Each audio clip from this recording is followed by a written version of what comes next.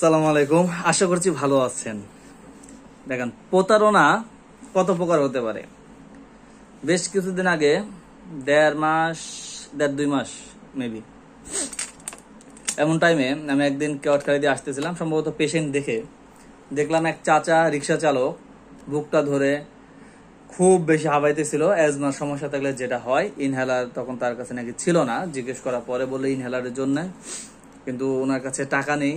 ওনার কতগুলো যেন মেয়ে, তারপরে পাওনাদার টাকা দিতেছে না, হ্যান ত্যান কি কি যেন বলছিল। তা আমি আর ওনাকে কিছু না বলে আমি গিয়ে ইনহেলারটা দাম জিজ্ঞেস করলাম, 750 টাকা।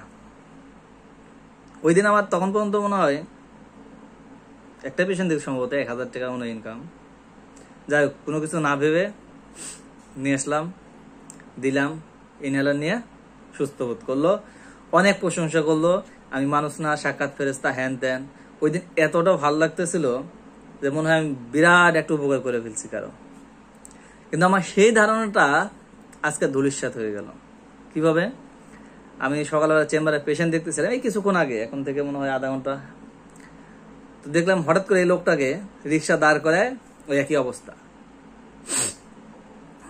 সম্ভবত মেডিসিনের সব দেখার জন্যই হোক বা যে কারণে হোক, যাই হোক, তখন দেখে আমি দেখলাম অনেকেই ওনাকে বুক ডলে দিতেছিল, কেউ মাথায় হাত বোলাই দিতেছিল।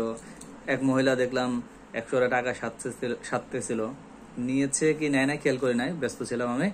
যাই হোক, লাস্টের দিকে আমার এখানে যে ওনারটা বিড়াল নিয়ে এসেছিল, উনি আমাকে বললো, আমি কিছু বলি নাই তারা পর্যন্ত, উনি আমাকে বললো যে এই লোকটা অ্যাজমার পেশেন্ট, কিন্তু ওনাকে যদি কেউ ইনহেলার কিনে দিতে চায়, উনি ইনহেলার নিতে চায় না, উনি টাকা চায়। বলে আমার অনেক বড় সমস্যা, এনতেন, আমাকে টাকা দেন। তো সেক্ষেত্রে আমি বললাম যে আমার কাছে একটু ডাউট লাগতেছিল, এর আগে আমি ওনাকে নিজেই ইনহেলার কিনে দিয়েছি।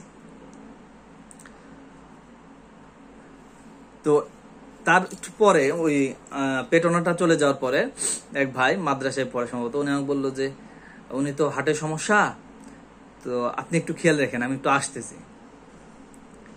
আমি বললাম আমি তো বের হয়ে পড়বো, তখন ওনাকে কিছু বলি না, বের হয়ে পড়বো।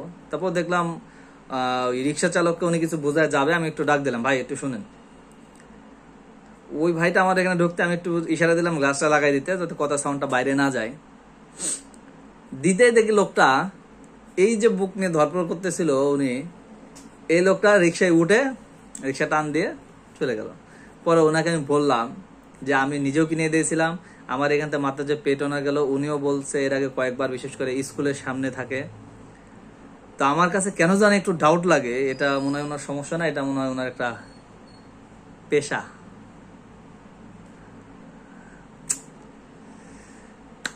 পরে উনি বলছে ভাই আমাকে একটা বড় আপনি এতে বাঁচালেন, আমার পরীক্ষা দিতে যাচ্ছি এখন, এই মুহূর্তে ওনাকে রেখে যেতেও আমার কেমন যেন লাগতেছিল।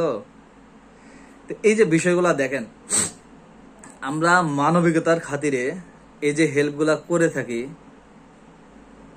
কিন্তু মানুষ যদি এইভাবে প্রতারণা আশ্রয় নেয়, তখন তো আমাদের এসব দান টান করতে আর মন চায় না।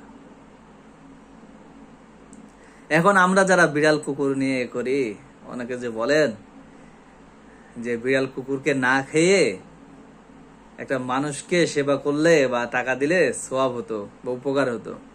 এখন দেখেন, আপনি যদি বিড়াল কুকুরকে যদি খাবার খাওয়ান, প্রতারণার কোনো সুযোগ নেই, এরা প্রতারণা করবে না। বিশেষ করে কুকুরকে যদি খাওয়ান, কুকুরের মতন প্রভুভক্ত প্রাণী পৃথিবীতে আর দ্বিতীয়টি আছে কিনা সন্দেহ। আপনি এক কুকুরকে যদি আপনি নিয়মিত খাওয়ান, ওকে যদি আপনি পিটায় যদি বের করে দেন, কিছুক্ষণ পরে ডাক দিলে সে আবার আসবে, এতটাই প্রভুভক্ত। কিন্তু এই যে মানুষগুলোকে আপনি দেখতেছেন, তার জীবন যায় যায়, আপনি এটাকে টাকা দিয়ে হেল্প করতেছেন, কিন্তু তার কোনো সমস্যাই নেই। তাহলে মানুষের উপর কিভাবে ভরসা রাখবে? এই মানুষটা এই সমস্যার কারণে, একটা মানুষ যখন প্রকৃত পক্ষে সমস্যায় পড়ে যায়, আমরা অনেকে দেখি ফেসবুকে ডোনেশনের জন্য অনেকে ইয়ে করে, একটা বিশাল একটা চক্র এগুলা। কিছু দেখি যে বিড়ালের আরেকজনের প্রেসক্রিপশন নিয়ে ডোনেশনের জন্য পোস্ট করে। কি রে ভাই এগুলা? এগুলোতে বের হয়ে আসেন। ইনকাম সোর্সের তো অভাব নাই, চাইলে তো সম্ভব, কিন্তু কেন জানি না এই মানুষ সবাই এই প্রতারণার আশ্রয় নেয়। খুবই খারাপ লাগলো আজকে এটা দেখে। আমি ওই লোকটাকে যেদিন ইনহেলারটা কিনে দিয়েছিলাম, আমি সত্যি বলতে সারাদিন খুবই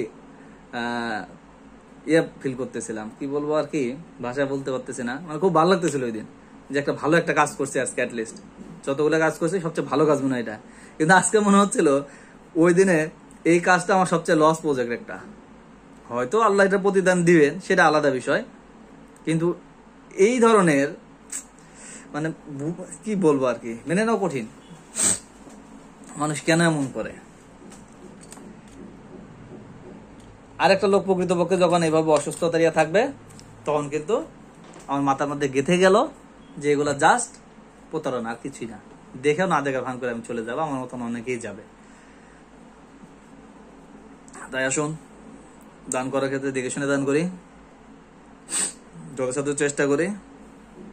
রাস্তার অবলা প্রাণীদের যত বেশি পারেন খাবার খাওয়ান। কুকুর বিড়ালকে খাবার দেন। কুকুরের পেটে যদি খাবার থাকে, ও মানুষ কামড়াবে না, পশু পাখি ধরতে যাবে না। কিন্তু তার পেটে যখন খাবার থাকবে না, ক্ষুধার জন্য সে আক্রমণ করবে, এটাই স্বাভাবিক। ভালো থাকবেন, সুস্থ থাকবেন। আসসালামু আলাইকুম।